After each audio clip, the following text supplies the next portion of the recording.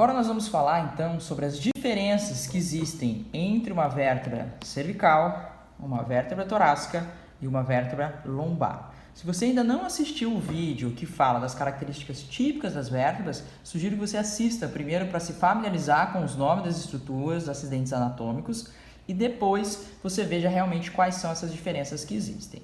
Bom, se a gente pegar então uma vértebra cervical, a vértebra cervical ela tem algumas estruturas que são características. A primeira estrutura que é muito característica de uma vértebra cervical são esses forames aqui, ó. A gente colocar ele por baixo. Esses forames que a gente tem no processo transverso. Esse forame é chamado de forame transversário. Ele está presente nos processos transversos e ele só está presente na cervical. Ele não vai estar presente nas outras vértebras. Esses forames eles servem para a passagem da artéria vertebral. A artéria vertebral passa entre esses forames transversários das vértebras cervicais.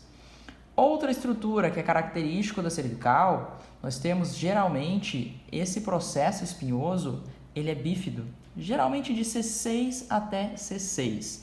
Então nós temos essa característica desse processo espinhoso na cervical, ele ser bífido. Dessa forma aqui, ser bipartido, né? Uma outra característica é o posicionamento dos processos articulares.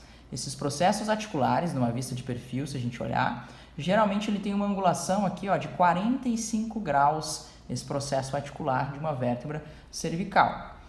Eles estão, né, os processos articulares superiores, eles têm um posicionamento direcionado para cima, para superior, para posterior. Os inferiores eles são espelhos, então ele tem que ter exatamente o posicionamento oposto. Então ele vai estar olhando para frente, para baixo. Características que nós vamos ter então de uma vértebra torácica. O que tem numa vértebra torácica que não tem nas outras vértebras, né? Cervical e lombar. Característica mais marcante que nós temos nas vértebras torácicas são as fóveas costais. As fóveas costais servem para se articular as costelas. Veja aqui, ó, que uma vértebra torácica, a costela, ela está vindo e ela vai se articular exatamente nessa região aqui. Então, a articulação da costela, ela fica exatamente na região do disco intervertebral, até por isso que ela impede muito esse movimento de rotação da torácica e protege também esse disco intervertebral. Então, dessa forma, ela forma uma articulação na vértebra de cima e uma articulação na vértebra de baixo. Então, toda vértebra, toda não, existem algumas exceções, mas na torácica é comum da gente ter uma fóvea costal superior e uma fóvea costal inferior. Além dessa articulação no corpo vertebral, ela vai se articular também na parte do processo transverso. Então, nessa parte anterior, ó, do processo transverso, nós temos fóvea costal também, que se articula ali no processo transverso. Então, além das fóveas costais, nós temos aqui uma coisa que a gente pode visualizar, que é o processo espinhoso bem pontiagudo e inclinado para baixo. Ele está bem inclinado para baixo, esse processo espinhoso. É uma característica de uma vértebra torácica. E também, uma característica muito importante são os processos articulares das vértebras torácicas. Veja que ele já está muito mais inclinado. Aqui nós consideramos uma inclinação de aproximadamente 60 graus. É diferente da coluna cervical que nós falamos de 45. Se nós visualizarmos aqui o processo cervical, o processo articular da vértebra cervical, ele estava muito mais disposto para cima, né? Muito mais para superior. Aqui ele já está muito mais para posterior. Então, nós conseguimos ver que ele está bem disposto, olhando para trás. E ele está aqui num plano mais frontal. Então, ele já está praticamente nesse plano frontal, olhando bem para trás. Então, o processo articular da vértebra torácica, ele está olhando para trás e levemente para fora e para cima. E o processo articular da torácica inferiormente, ele tem que ser espelho. Então, se superiormente ela olha para trás, inferiormente ela tem que olhar para frente. Então aqui ele está olhando para anterior, para dentro e levemente para baixo. Então essas são as características de uma vértebra torácica. E de uma vértebra lombar, né? O que a gente tem de característica específica da lombar?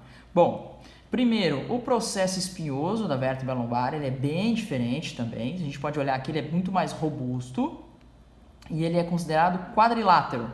esse processo espinhoso da vértebra lombar. Nós temos também essa característica em relação ao processo articular. Esse processo articular, se a gente olhar até mais desse lado, ele está um pouquinho melhor representado aqui, está um pouquinho torta essa vértebra. Esse processo articular, ele está muito mais já num plano sagital. Na torácica a gente falou que ele estava num plano frontal, aqui ele já está muito mais num plano sagital. Esse processo articular, ele já está olhando para dentro. Na torácica nós falamos que ele olhava mais para fora, né? Mais para fora não, perdão, ele olhava mais para posterior. E o processo articular da lombar, ele olha mais para dentro. Então ele olha para posterior também, ele tem uma leve inclinação, mas ele olha bem para dentro. E aí, os inferiores, ele tem que ser o espelho que a gente comentou. Então, se aqui ele está olhando para dentro, aqui ele tem que olhar para fora. Se aqui ele está olhando para posterior, aqui ele tem que olhar para anterior. Então, essas são características específicas de uma vértebra lombar. Bom, pessoal, espero que tenha ajudado, espero que tenha ficado claro algumas diferenças específicas que a gente tem, né, entre a vértebra cervical, torácica e lombar. Uma coisa muito fácil a gente observar aqui é, por exemplo, o tamanho do corpo vertebral, que ele vai aumentando a partir do momento que a gente vai indo mais no sentido caudal. A gente tem que sustentar mais o peso. Esse corpo vertebral, ele tem que ser muito maior do que da cervical, por exemplo, que sustenta simplesmente o peso da cabeça.